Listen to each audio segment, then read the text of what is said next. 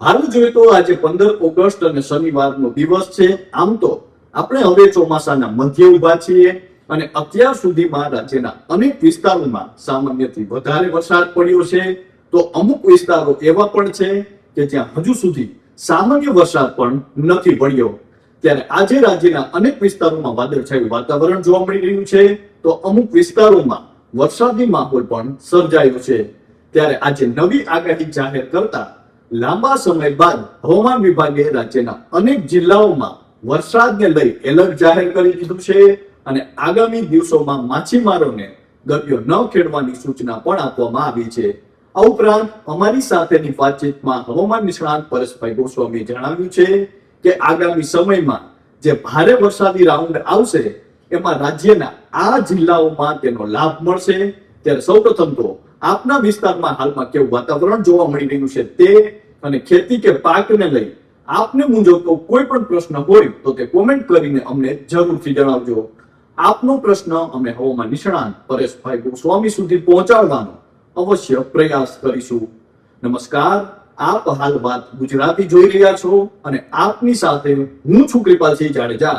હવામાન વિભાગે આજે નવી આગાહી જાહેર કરતા રાજ્યના કયા વિસ્તારોમાં વરસાદને લઈ એલર્ટ આપ્યું છે તે જાણીએ તે પહેલા અમારી સાથેની વાતચીતમાં હવામાન નિષ્ણાત પરેશભાઈ ગોસ્વામીએ આગામી દિવસોમાં ભારે વરસાદી રાઉન્ડ આવશે તેમાં કયા વિસ્તારોમાં વરસાદની શક્યતાઓ છે તેને લઈ શું કહ્યું છે, આવો જાણીએ। 26 ઓગસ્ટ થી લઈને 6 સપ્ટેમ્બર વચ્ચે ગુજરાતની અંદર અતિ ભારે વરસાદનો રાઉન્ડ આવશે।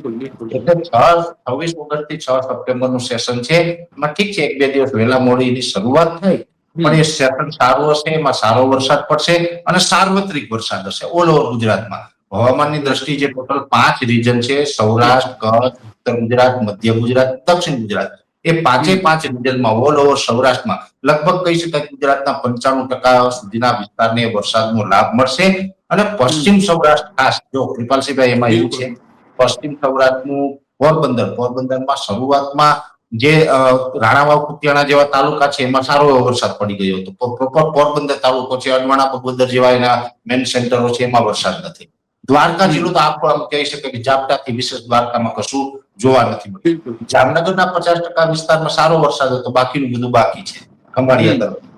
એટલે એ પશ્ચિમ સૌરાષ્ટ્રમાં અત્યાર સુધી વરસાદ ઓછો રહ્યો કે ન પડ્યો, દુષ્કાળ જેવી પરિસ્થિતિનું નિર્માણ થયું, એની પાછળનું પણ ટેકનિકલ કારણ છે કે અરબ સાગરના ઉત્તર ભાગો એટલે કે કચ્છ, સૌરાષ્ટ્રના પશ્ચિમ ભાગો અને પાકિસ્તાનના જે દરિયાઈ કાંઠાના ભાગો, એ જે સમુદ્રી સપાટી છે, દરિયાઈ ભાગ છે, એનું તાપમાન ઊંચું હતું, ત્યાં એ દરિયાઈના જે ગરમ પવનો ફૂંકાતા હતા જેને કારણે એ સિસ્ટમ છે એ તરફ ન ગઈ પશ્ચિમ તરફ।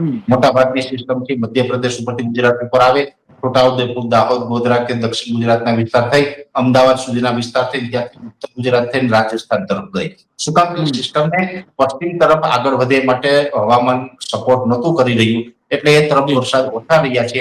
પણ હવે તાપમાન ઘટી રહ્યું છે, પવનની અસ્થિરતાઓમાં ફેરફાર થઈ રહ્યો છે, જેથી કરીને 26 ઓગસ્ટ થી 6 સપ્ટેમ્બર નું સેશન હશે એમાં પશ્ચિમ સૌરાષ્ટ્રમાં પણ એકંદરે સારો વરસાદ થશે, બહુ ચિંતાનું કારણ નથી। પછી સપ્ટેમ્બરનું આખો ઓલ ઓવર સપ્ટેમ્બર મહિનામાં સારો વરસાદ પડવાનો છે, એટલે ચિંતાનું ક્યાંય કારણ હવે આવનારા દિવસમાં નથી દેખાતું। હા, એક ચોક્કસથી છે, અત્યારના સમય પ્રમાણે ચિંતાનું કારણ છે અત્યારે કોઈ વરસાદની ગતિવિધિ નથી, વરસાદની ખેંચ છે, ખેડૂતને વરસાદની જરૂર છે। તો આ તો હતી હવામાન નિષ્ણાત પરેશભાઈ ગોસ્વામીની આગાહી। હવે હવામાન વિભાગની આગાહી વિશે જો વાત કરીએ તો છેલ્લા 24 કલાકમાં રાજ્યના 135 તાલુકાઓની અંદર વરસાદ નોંધાયો છે, જેમાં સૌથી વધુ મહીસાગરના બાલાસિનોર અને ખેડાના કઠલાલમાં 3 ઇંચ વરસાદ નોંધાયો છે, જ્યારે ડાંગના વધગઈમાં 2.25 ઇંચ વરસાદ પડ્યો છે, તો અન્ય 12 તાલુકામાં 1 ઇંચથી વધુ વરસાદ નોંધાયો છે। રાજ્યમાં અત્યાર સુધીમાં 494.5 મીમી વરસાદ થવો જોઈએ, જેની સરખામણીએ 501.6 મીમી વરસાદ નોંધાયો છે, જે 1% વધુ છે। આજે સવારના 6 થી 8 વાગ્યા સુધીમાં પણ 29 તાલુકાઓમાં 1 મીમીથી લઈને 9 મીમી સુધી વરસાદ પડ્યો છે।